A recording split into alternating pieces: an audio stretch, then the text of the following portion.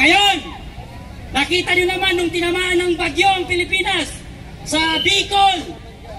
Tinanong si Presidente, anong dapat nating gawin? Aba, kumamot ang ulo ang bangag. Aba,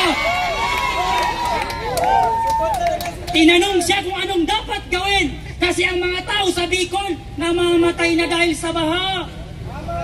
Ngumiti lang ang bangag. Anong dapat nating gawin? Kung hindi ka ba naman bangag, ikaw ang presidente pero hindi mo alam kung paano mag-solve ng community. Hindi mo alam kung paano mag-solve ng problema sa bansa.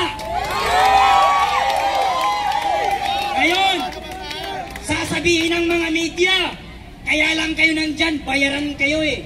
Hoy, media-medyahan, walang bayaran dito. Mahal namin ang pamilya Duterte.